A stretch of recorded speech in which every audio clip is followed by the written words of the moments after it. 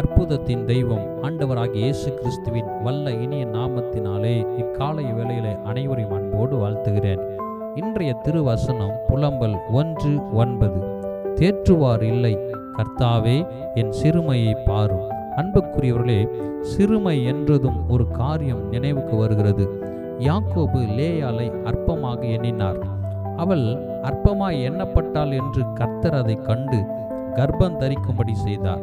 கர்த்தர் என் சிறுமையை பார்த்தருளினார், இப்போது என் புருஷன் என்னை நேசிப்பார் என்று சொல்லி அந்த குழந்தைக்கு ரூபன் என்று பெயரிட்டாள். கணவனின் அன்பில்லாமல் சிறுமைப்படுத்தப்பட்டு அற்பமாய் எண்ணப்பட்ட லேயாளின் சிறுமையை கர்த்தர் பார்த்தார், தேற்றினார். மீண்டும் கர்ப்பவதியாகி நான் அற்பமாய் எண்ணப்பட்டதை கர்த்தர் கேட்டருளினார் என்று சொல்லி சிமியோனை கர்த்தர் தந்தார். தேவனை மகிமைப்படுத்தினார். இக்காலை வேளையிலே உன் குடும்பம் உன்னை சிறுமைப்படுத்தலாம், சொந்த கணவன் உன்னை அற்பமாய் எண்ணலாம், சொந்த மனைவி உன்னை உதாசீனப்படுத்தலாம். என்னை தேற்றுவதற்கு யாருமே இல்லையே, சிறுமைப்படுத்தப்படுகின்றனே, அற்பமாய் எண்ணப்படுகின்றனே என்று கலங்கி தவித்து கொண்டிருக்கலாம்.